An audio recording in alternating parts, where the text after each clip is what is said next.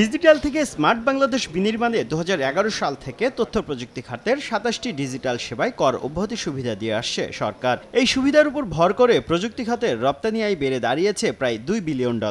তবে 13 বছর ধরে চলা কর ছাড়ের এই সুবিধা শেষ হচ্ছে চলতি অর্থ বছরেই।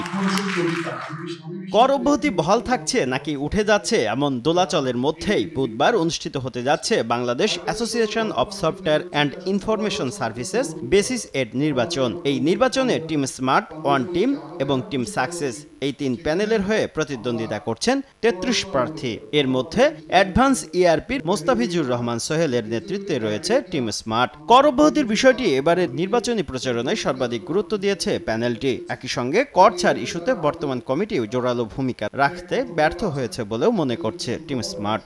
বিকাশে কম খরচে ক্যাশ আউটের লিমিট বেড়ে 50,000, প্রিয় এজেন্টও 2টা।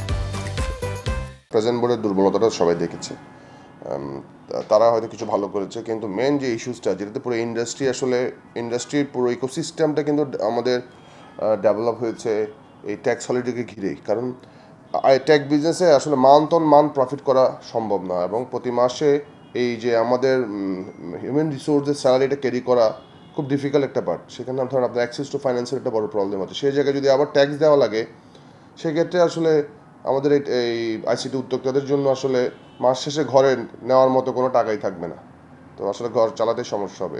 তো আমি বিশ্বাস করি যে আমাদের এই বিষয়টা নিয়ে জোর দাবি জানানো উচিত, ট্যাক্স হলিডের বিষয়টা নিয়ে, এবং এটা নিয়ে যে নতুন বোর্ড ইনশাল্লাহ আমরা যদি আসি, আমরা এটা নিয়েই স্পেসিফিকলি কাজ করব। বেসিসের বর্তমান সভাপতি রাসেল টি আহমেদের নেতৃত্বে গঠিত হয়েছে ওয়ান টিম প্যানেল। প্রচারণা ও তথ্যচিত্রে ভোটারদের কাছে সফটওয়্যার ইন্ডাস্ট্রিকে এগিয়ে নেওয়ার পাশাপাশি স্মার্ট বাংলাদেশ বিনির্মাণের প্রত্যয় ব্যক্ত করছেন নেতারা।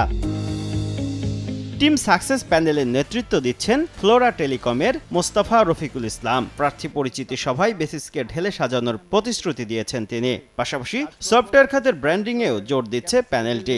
ব্যবসা সম্প্রসারণ বেসিসের 2024-26 মেয়াদের 11 জন নির্বাহী পরিষদ সদস্য নির্বাচনে ভোট দিবেন 1464 জন।